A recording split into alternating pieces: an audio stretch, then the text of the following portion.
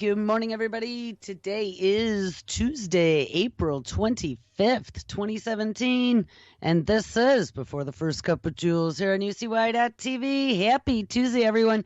It is a soggy 50 degrees, drippy, and I don't know, a little bit chilly here in upstate New York. So where do we leave off? Yesterday, we titled the show Guest April Broden, Immunity, Deception, and the Global Petri Dish. We had April Broden on yesterday to discuss the new documentary that she is in, that Ty Bollinger put out, as well as vaccination in general and some of the deception and the public opinion that has been put out there that is being spun, the propaganda to try to sell you on something that they don't want you to question. There are other motives behind vaccines, as well as all of these other technologies that we have been uncovering. Now, before the show yesterday with April, we had taken a little hiatus because of the school vacation and the holiday. So the show before April's was titled Social Engineering, Peer Pressure, Personal Data, and the 21st Century Panopticon.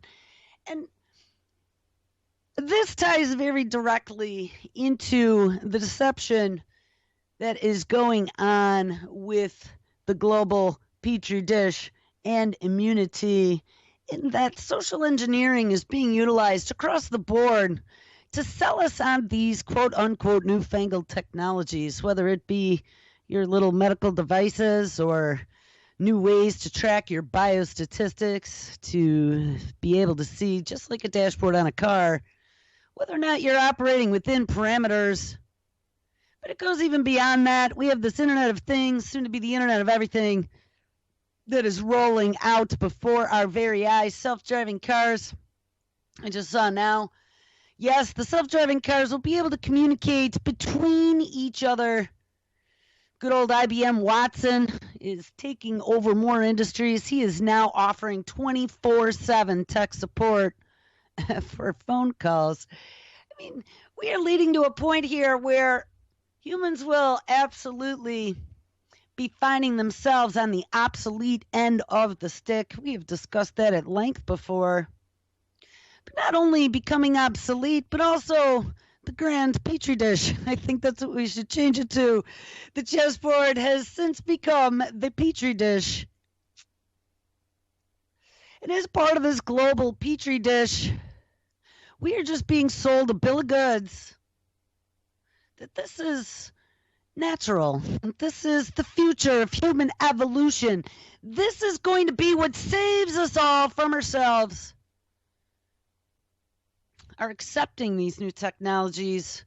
Anyone who is against these new technologies is against advancement, is against the human race. And guys, that is not the case.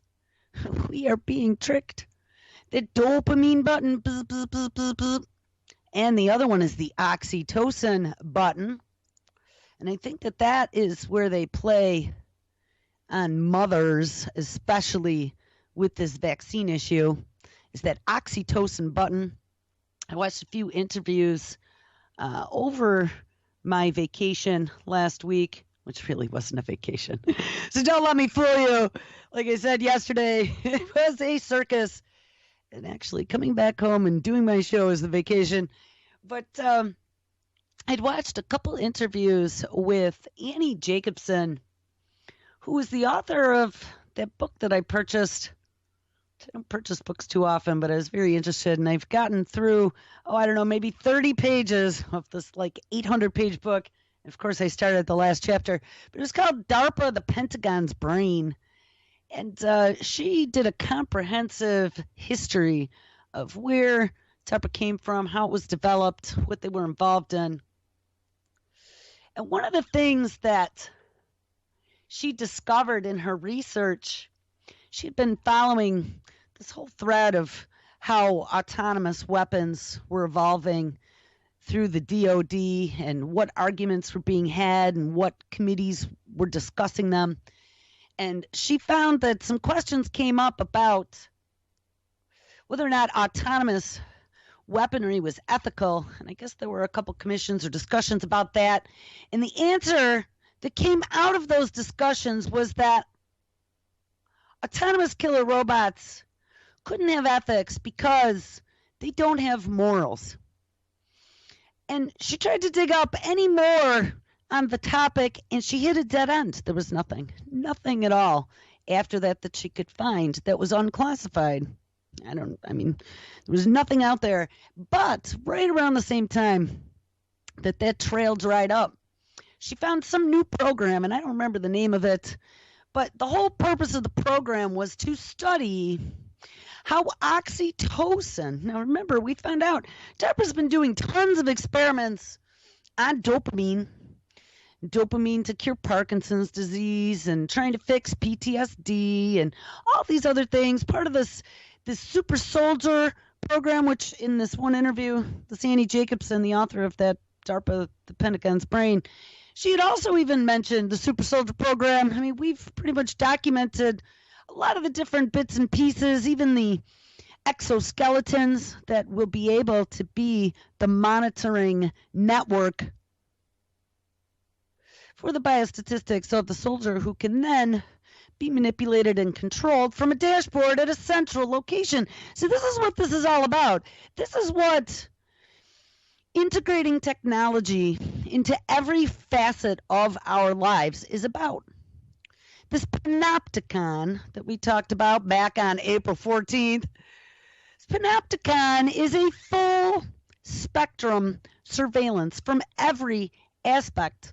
Back when panopticons first were envisioned, I had been reading that it was back in like a prison setup where you'd have the central tower with 360-degree windows, and then everyone that you were monitoring would be down below, but you would have a full view of what was going on. It has gotten beyond that now.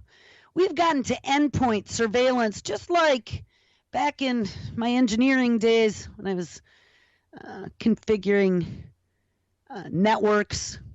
Once you get all the bits and pieces set up, and especially if it was a larger network, home networks are no big deal when there's only 1 or 2 or 3 or 5 computers, even 10 computers, probably around a couple different rooms. But once you have a network that is a small to medium business with, 50 to 250 computers and then some servers and printers, and then people are plugging USB devices on or cameras, who knows? Maybe your surveillance network, your fire alarm network, probably your elevator network. I'm sure they have sensors for that stuff now that you could see all on a dashboard and be doing real-time monitoring. But then, once you take it out to just even a metropolitan area network where you have 3, 4, 6 buildings, maybe 100, 200, 300 people in each, and servers and printers and everything else, everybody's got either one main internet connection that everyone routes through, or each building has an internet connection, so you got to be monitoring that traffic as well, like I said, in your building systems. And then take that to the global network. So we've built all that out. There's monitoring software for all that stuff. Now push that up to the cloud, because now you can do monitoring right in the cloud. You can even pay someone software as a service, $29.95. Don't need Johnny Dogood, the network administrator, anymore. Now we add things such as IBM Watson. Let's see if I can find that quick, because I had that queued up, and this isn't where I was going to start, but you gotta love Watson. And I've just seen a couple new Watson commercials. IBM has been sponsoring some TV shows. And again, there's stuff out there all over. My dad said to me, probably the second or third day we were visiting, and he put the news on, and some commercial came out, and he's like, Jewel, all this stuff. And I mean, how long is it going to take him to figure out, like, for probably the last 30 years, all the stuff that I spew out, while we're sitting around just discussing things, and stuff just comes out. I talk about this stuff. I don't talk about it to everybody, but my dad is one person I talk about this stuff with. And he's like, Jewel, all this stuff you've been saying. I see it. I see it. It's there. Everybody's talking about it. And it's true because it really is coming 2017, fourth month, but 2017 is the year that AI is coming to the forefront. AI is going to become that big eye in the sky that is able to monitor every different facet of our existence. We've documented ad nauseum all the different types of sensing technologies that are out there. And here's something else, back to that Annie Jacobsen interview, and I'll link that, though I'm not quite sure which one it was, but maybe it'll be in my history for YouTube. She had talked about some of DARPA's previous missions, and one that I did not know about was their mission in Vietnam. And their mission was to create these portable, though they weren't very portable, they were very large things that they were dropping out of helicopters flying down low, but these portable on-the-ground, quote-unquote, sensors that they would be able to then beam back information to some other helicopter that was flying over that could then beam that information to a central location to be able to tell, and I don't know how much detailed information they had, but to be able to get some idea of what was going on the ground. That was back in Vietnam, so 60s, early 70s as it was spinning down. So could you imagine from 50, I hate to say it, 50 years ago, imagine what they have now, and imagine how small they must be. We've discussed some of that smart dust, Fitbit for the nervous system, that if we get there today, I'll be really surprised. But that's where I want to tip it off so we can spin off some more tomorrow. So anyway, let's talk about some of Watson. One of Watson's new jobs, he is taking on tech support. The robots are going to come take all the jobs. There are more and more commissions that are commencing globally. I just saw Canada is getting ready to roll out their universal basic income experiment.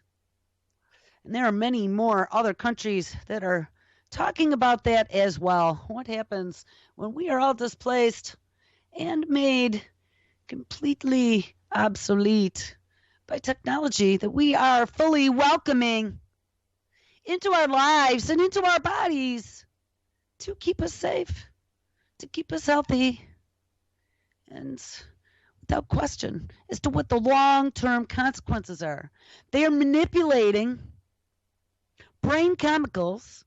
We found there's many ways that they can manipulate not only brain chemicals, but our thought processes. We looked at a lot of that radio frequency spectrum, some of the new technologies, energy weaponry that sounds like it is bizarro land, science fiction, but it really isn't.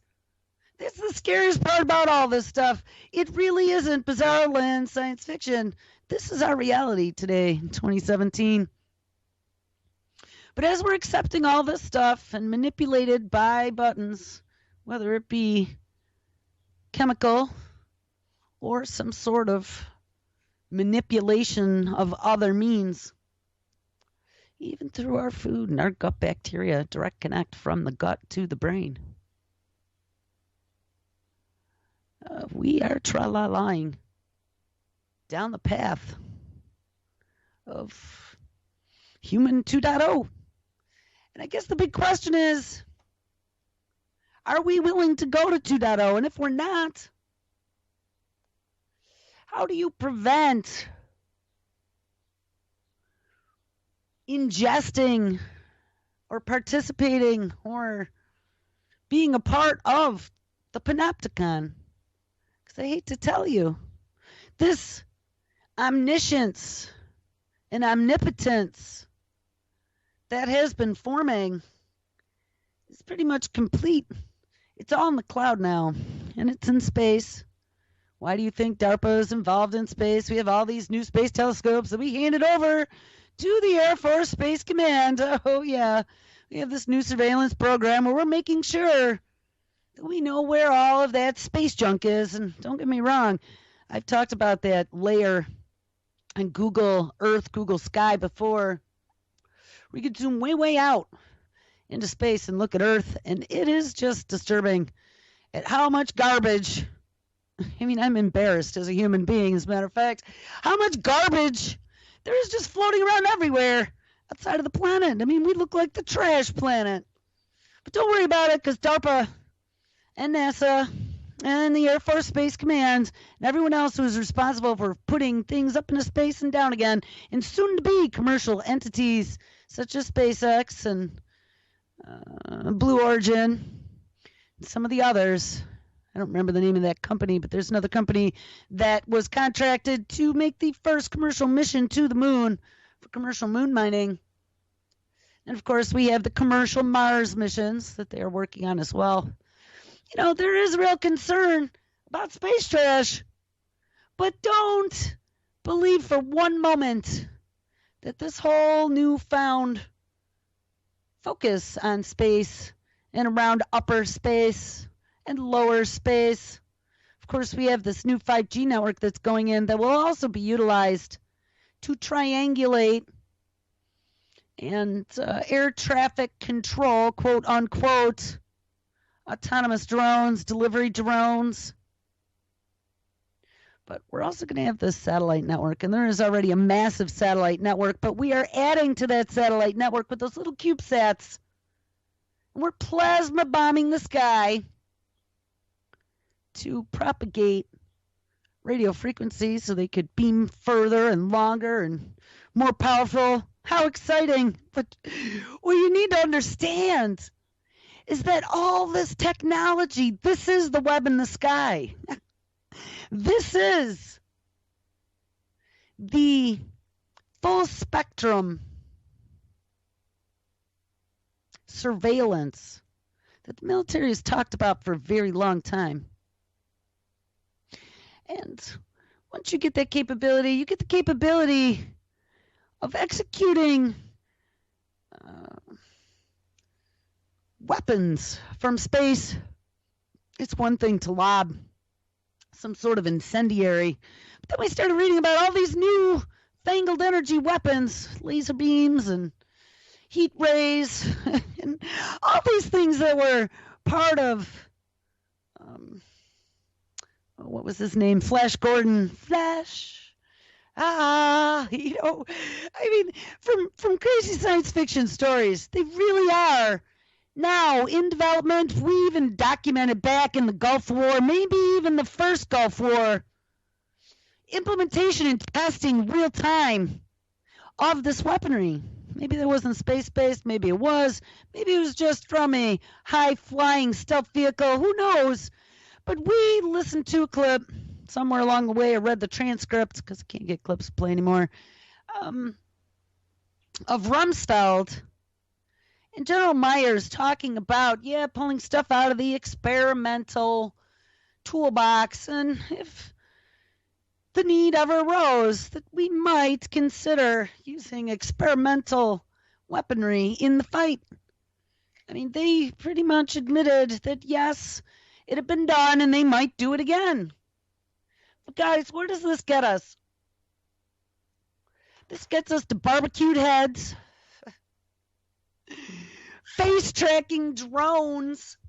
You know, that was another thing in that interview Annie Jacobsen talked about. She was trying to very simply explain the capabilities of autonomous weaponry. And that was one of the things exactly that she said. They could show it a picture of somebody's face and send this autonomous drone out to find and exterminate them. Reminded me of Doctor Who and the Daleks. Exterminate, because that is what our future is going to come to. So then add to that, we have multiple different kinds of the coming of the robots. They're all going to be artificially intelligent to some level or another, whether or not they are more general AI, which would be your more dangerous entities because they can learn and morph to anything. Then you're going to have your more focused AI, like the ones that just cure cancer, like IBM Watson's cancer module, but we found out that even Watson, as a oncologist, is spreading out his wings. He became a lawyer, maybe different spin-off of Watson, different install on a box or on a little slice of pie in the sky. But he became Ross the lawyer. He is learning to read genetic scans. He can read 1 million pages a minute. Now, Watson is offering tech support that never sleeps. This concierge-like service can solve your issues on the spot. If your company uses IBM's help desk services, don't be surprised if you find yourself talking to Watson next time you contact the IT department. Remember, we talked about full network monitoring. Well, we're just going to put Watson in charge. Guys, this really is going scary places.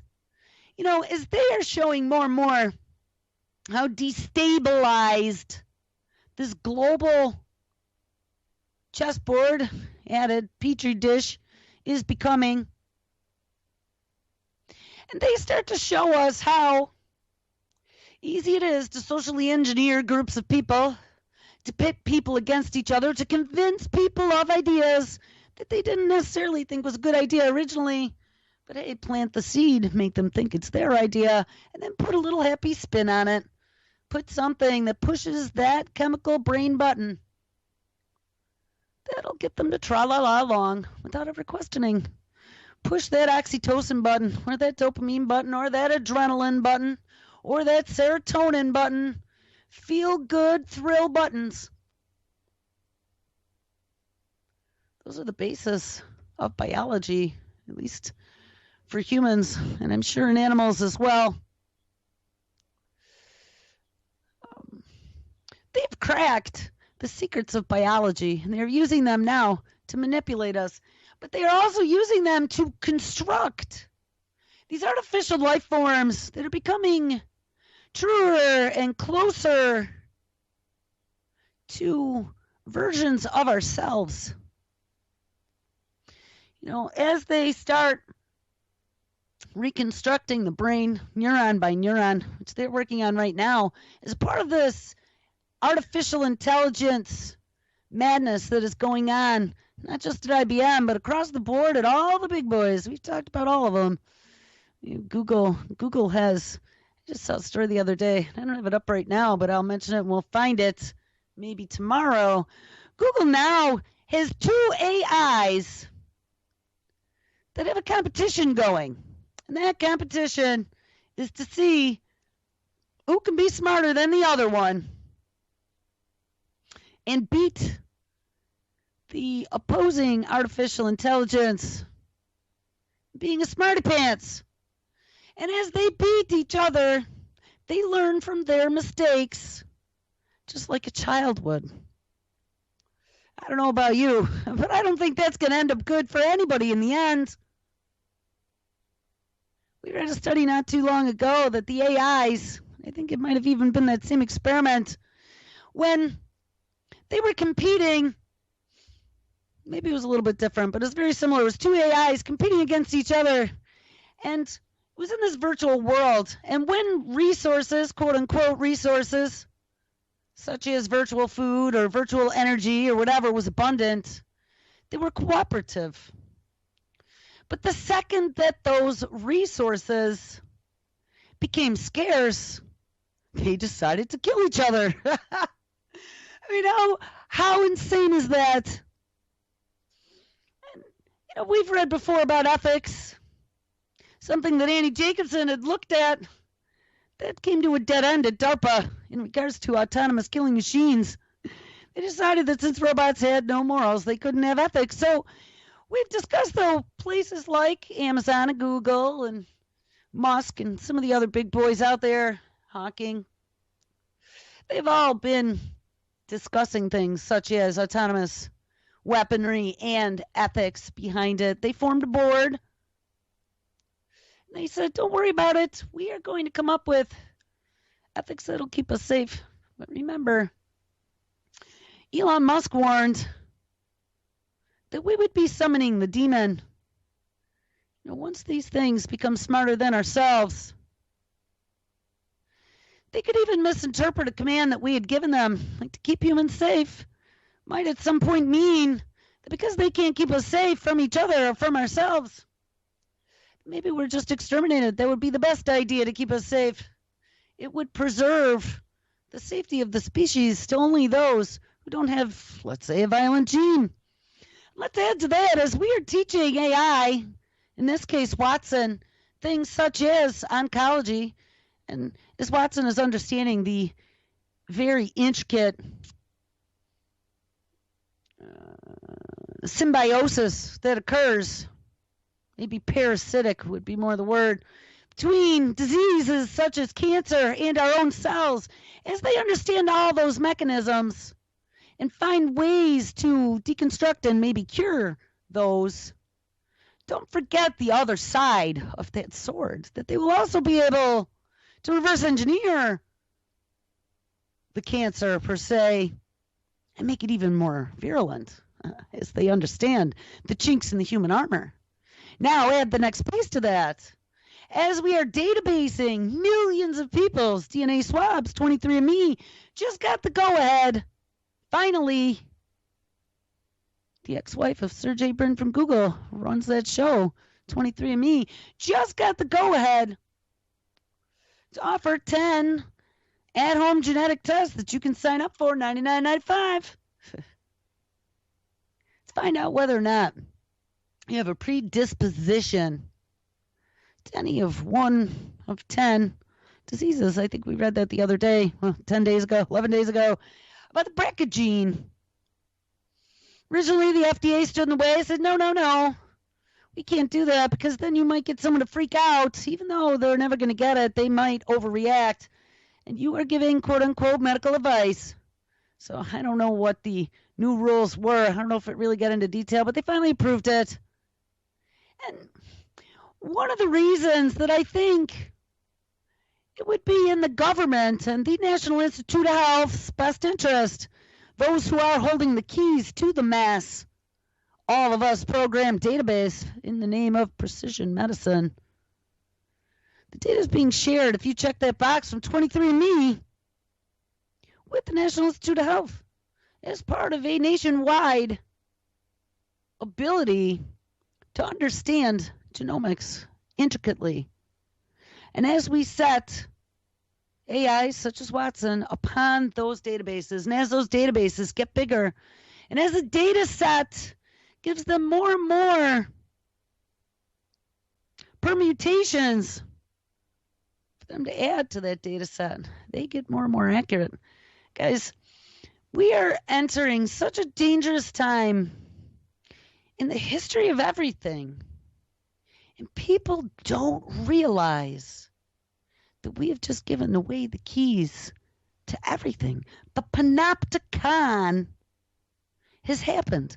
But the panopticon is an exponential panopticon.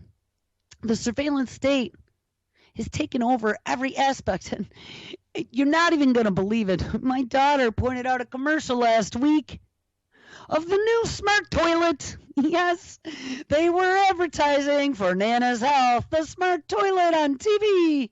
She's like, Mom, there's the smart toilet. I've talked about that at home before.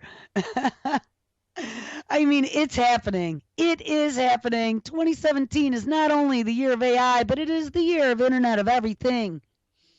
If your company uses IBM Help Desk services, don't be surprised if you find yourself talking to Watson next time you contact the IT department. And soon to be probably all departments. IBM has added a Watson-powered concierge-like service to its help desk, and it can quickly solve your IT issues around the clock, whether you're in the world, wherever you are in the world, and whatever device you are using. Unlike automated bots, you can talk to Watson about your issues like you are talking to another person. It can then customize its responses. For instance, it can use layman's terms if you are not that tech savvy or tech jargon, if you are, that's frightening. He can manipulate his personality and his ability to explain things just based upon your level of understanding. It'll also solve your problem on the spot if it's something simple like adding storage to an email account, resetting your password, or ordering a new company phone or computer. And if it's not trained to handle your problem, it'll hand you over to a human IT personnel. However, Watson learns with every single interaction. Ding, ding, ding. Remember, I told you the catch-22 and the joke upon us is as we interact more and more with these technologies, we forget these technologies are learning from that interaction and making themselves smarter. We are but creating our own destruction. That is the irony of all this, and we are doing it willingly and happily because we think one day Watson will be feeding us grapes and vacuuming and cooking for us. However, Watson learns with every interaction and with every feedback it receives or doesn't receive. It will notice if you've chosen not to answer the survey after each chat. And then it draws from everything it learns. So after some time, transferring you to its human coworker might then become less and less frequent. Richard Esposito, IBM's general manager for GTS Mobility Services, says today, governments, ding ding, and enterprises need to provide an effective set of capabilities to their workforce. Notice he mentions governments, so that their employees can deliver a superior interaction and experience for their ding-a-ling citizens.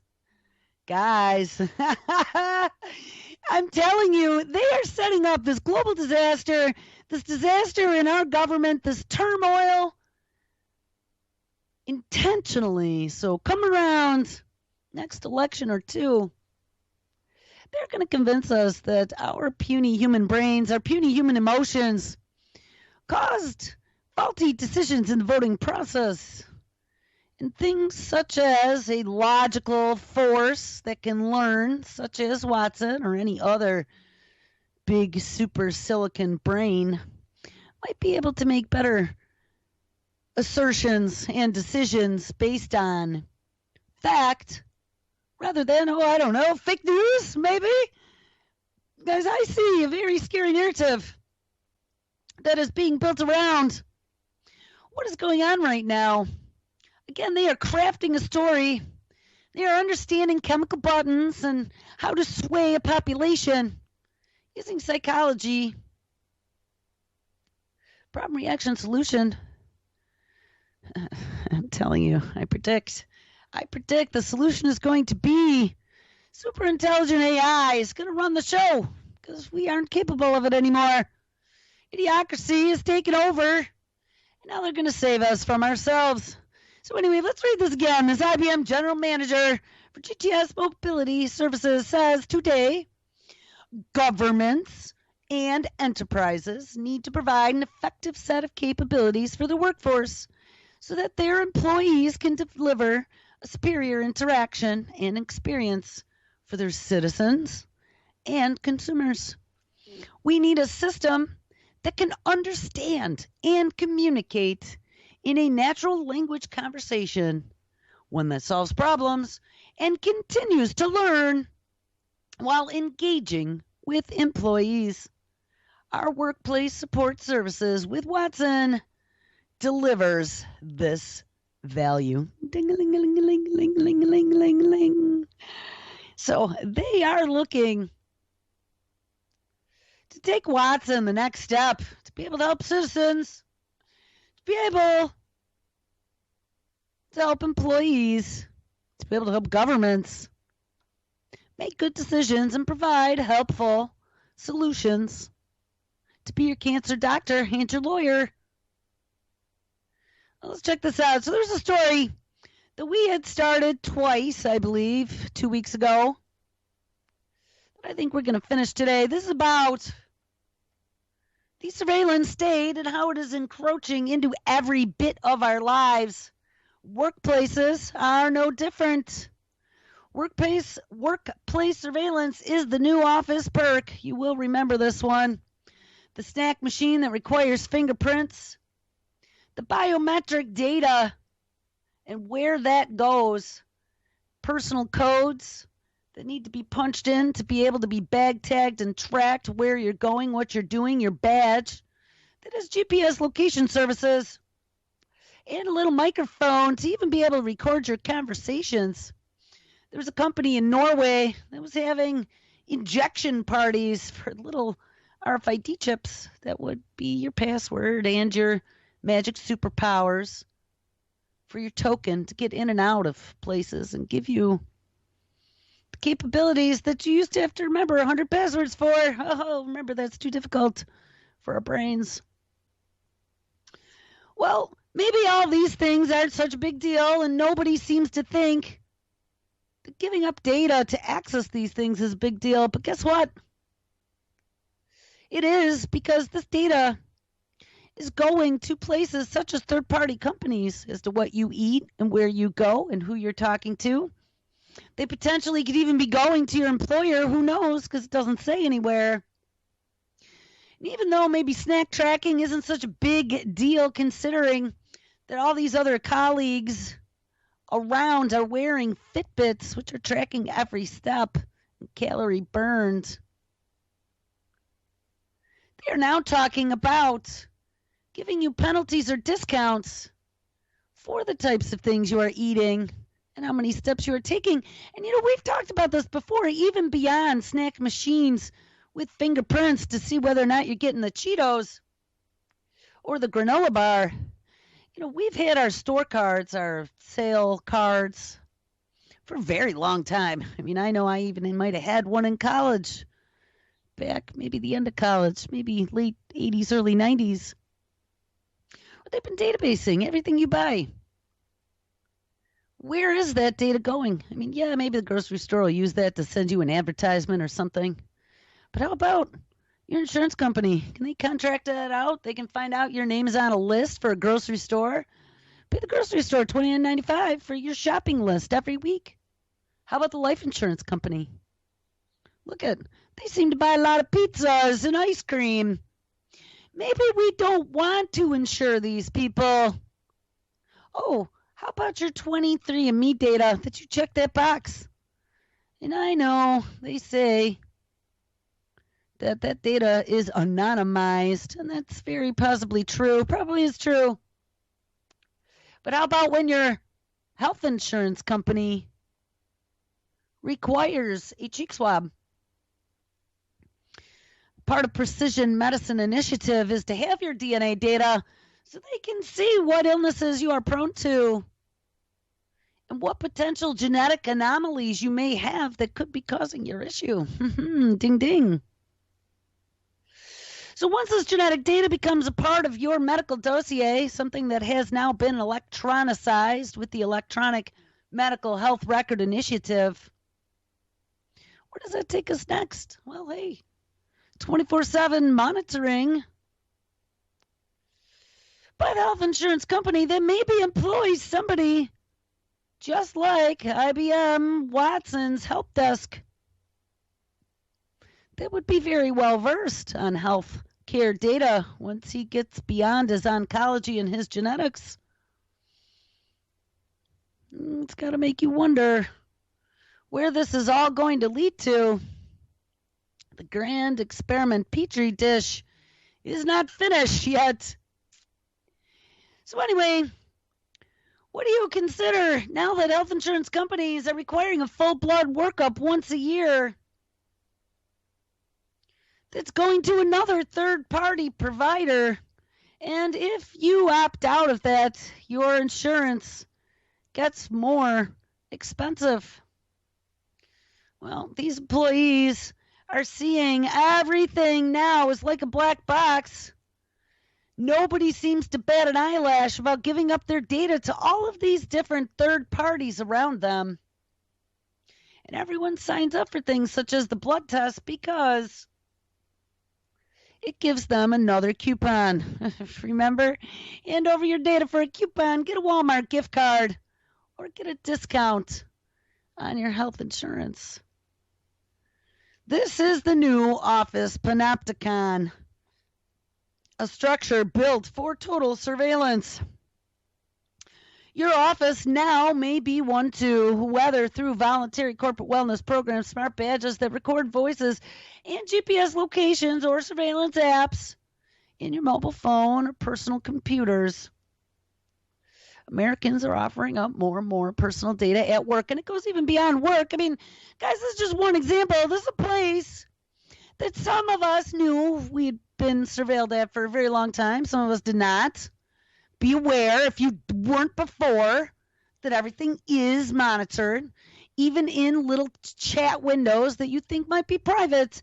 If it is going out through your employer's data network, it is being surveilled at some point in the string. You know, maybe your 4G on your phone will be sending it out separate through your text. But if you are using a corporate phone, it may not be. And even if it was, those records could legally be accessed. Americans are offering up more and more personal data at work. Most of them don't have any idea where much of that data goes or how it will be used in the future. And guess what? There aren't that many limits on what employers can find out about their employees either, or what they can actually do with that data. And the more people who are opting in now for giving up that data, the harder it will be for all of us in the future to opt out of giving that data.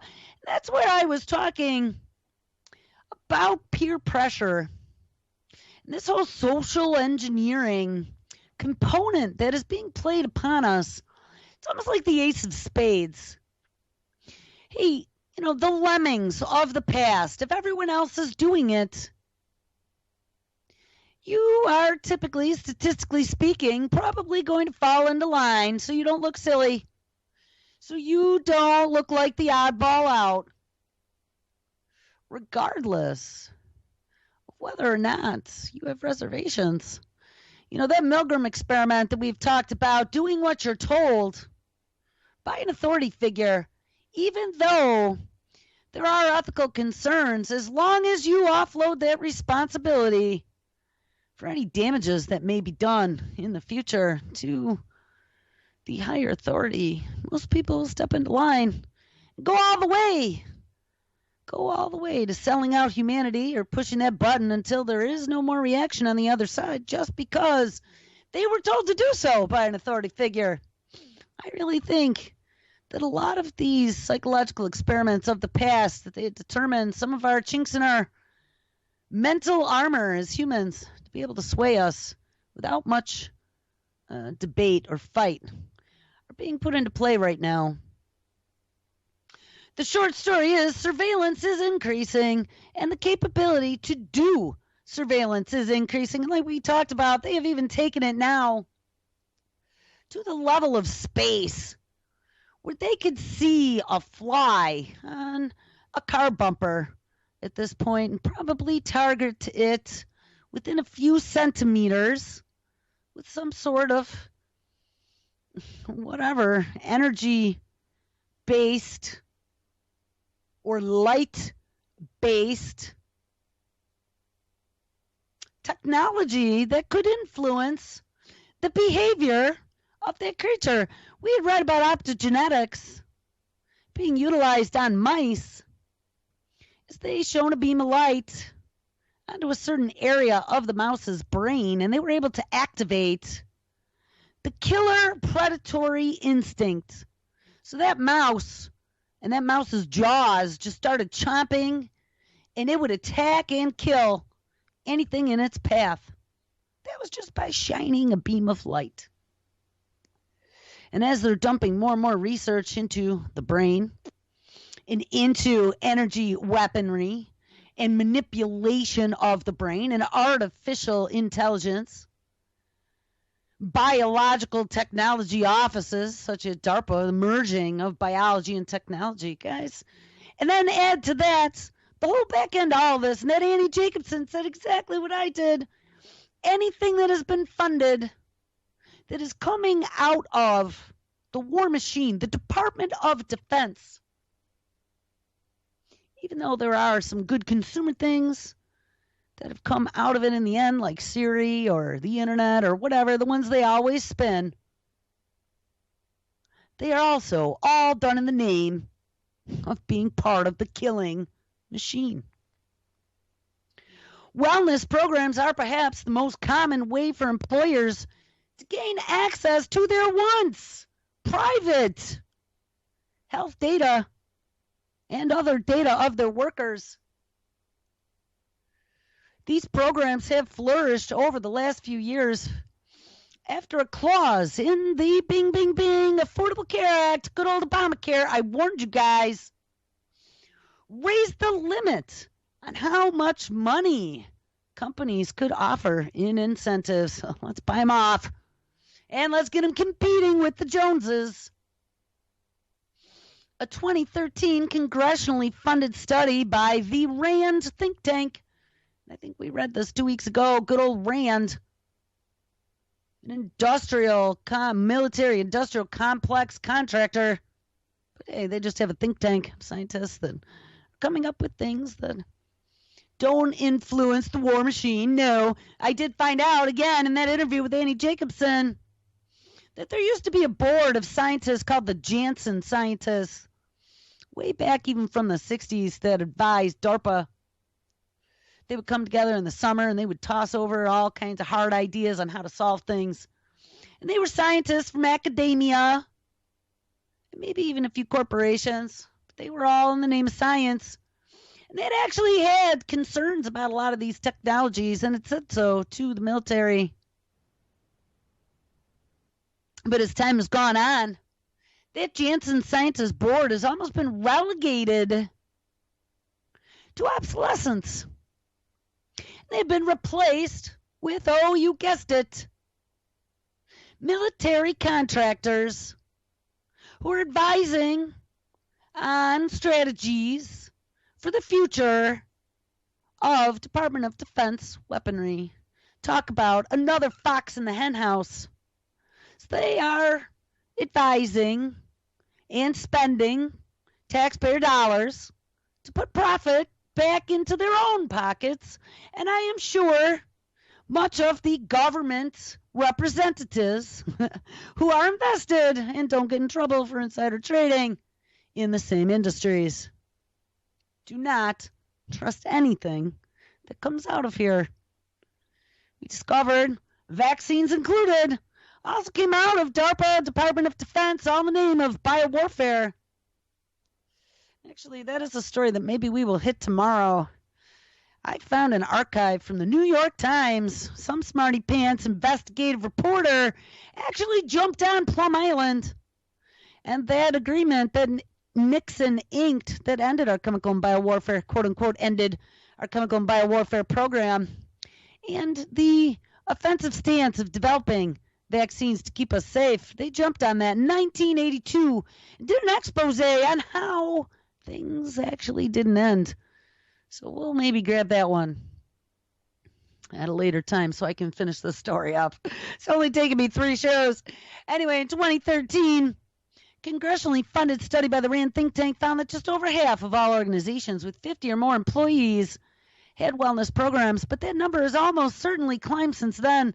Last year, a survey of larger companies by brokerage and consultancy firm Willis Towers Watson, not the same Watson, I don't think, found that a third of them now offered Fitbits or other fitness trackers to their workers, a percentage that could increase by half next year. Another marketing firm estimated that 202 million Americans are already wearing fitness trackers handed out by their employers. For now, this kind of program is voluntary, but participants at this particular company are rewarded with discounts of up to 25% on their healthcare costs, as well as $250 gift certificates for racking up a certain number of fitness points. How voluntary is it? Asked Lee Tian, a senior staff attorney for the Electronic Frontier Foundation. In a workplace situation, the politics of peer pressure, ding, ding, ding, can combine with pressure from a boss, ding, ding, to make a voluntary, quote-unquote, choice less voluntary. And if everyone says, hey, you should be doing this tracking program, it is then no more voluntary than, hey, everyone is contributing to XYZ charity. And that happened to me before when I worked years ago. It was pretty much mandatory, though it was voluntary, wink, to contribute every week out of your paycheck. Or, hey, we're all putting in $1,000 in so-and-so's political action committee. As the monetary incentives for participants rise in value, they start to look more like punitive measures against non-participants. Instead of participate and get a company hat, it is now, we will give you $500. There is a study that has been cited that found that more of these, as these incentives increased, the more expensive it became to not participate, and the wealthier segment were the only ones able to opt out of the wellness program. Eventually, protecting employee privacy will be limited to the people wealthy enough who can afford to pay for their own insurance without surveillance kickbacks. But wellness programs, after all, are just one method of surveilling. There are others. There are badges called Humanize that emphasizes microphones in its badges that don't actually record your conversations, but they let the badge analyze things, like how often you and the person you are talking to interrupt each other, and we covered this, relative to your voice volume and your mood. And remember, they also now can detect illness, and not just physical illness, but mental illness as well, just from 10 minutes of your voice. If you had to wear one of these mood badges, and I just watched a Doctor Who episode. If anyone is a fan of Doctor Who, the new season just started. That is one of the very, very, very few shows, probably the only one actually, that I watch, that I have watched most of the shows. Very enjoyable. But Doctor Who's show this last week, Saturday night at 9 p.m. on BBC America, there were mood badges. You had to wear the moon badges on your back, and it gave a smiley face or a cry face or an eyebrow raised face for whatever emotion you were feeling. And if you were sad, because the robots that were running the facility were instructed to make sure that the colonists, because it was on a alien planet, the colonists, their one goal was to keep the colonists happy. So these robots had interpreted that if the colonists' little badge showed that they were not happy, that they must be terminated because they were a contagion to the rest of the colonists' happiness. So what happens when you were unhappy and it was determined that you had to be terminated because your happiness was a contagion to the rest of the facility? The little nano-robot swarms that were making up the actual foundation of the facility launched, bzzz, I don't know, maybe 1,000 of them out of the pillar up there, bzzz, and became a swarm that instantly bzzz, devoured the unhappy individual. And then the bones that were left were taken over to the composting facility to create the healthy fertilizer that was then sprayed upon all of the crops that were being grown in the off-world greenhouse. Now, I got to tell you, I've covered actually a few stories on my personal Facebook page about them growing all kinds of different foods now on conditions that are emulating Mars, potatoes being one. There was a movie, too, with Matt Damon where he got stuck on Mars and had to survive, and he grew potatoes as well. So, I don't know. That Doctor Who episode just kind of struck a lot of chords with me. because there was a lot of extensions of this technology we're talking about right now. These badges and being able to diagnose your mood and your biologics and having artificial intelligence that are able to process that information. Having them talking about putting AI in charge of a lot of things like your health and helping you at a help desk and eventually maybe your health care, maybe your government, maybe making your decisions, your police force, your robot army, and even your morphing buildings and things around you, all done with like little nano robots. I just saw in the headlines, I was really surprised that somebody that I know that follows technology posted the story like it was new, but Kurzweil has been wheeled out again about nano robots in your blood by 2030. And people are just in shock over this. If you've been listening to the show, we knew about that years ago. It is coming, people, all in the name of curing you and keeping you safe. Well, individualized data exists, but individualized data can also be exploited. If data is collected for any reason, it can always be used for other purposes. And employers are not your only threat. Once your data has been generated, it can be requested by law enforcement, sold to third-party vendors, or simply hacked. Especially your biometric data, got to keep an eye on that. And making statements, we don't give data to employers, so it is fine, is not the whole story. There are places out there called human capital consultants and brokers where they can sell information about you to anyone who requests it if it has not been expressly protected. HIPAA laws used to do things like that, but they are whittling away at HIPAA laws in many different ways. And be careful what you ask for, because as that data gets out there, there will be other places that can deny you access to services based upon your profile, whether or not it's your health, your mental, or something else. All right, guys, make sure you stick around, and I will catch up with you tomorrow. Everybody take care.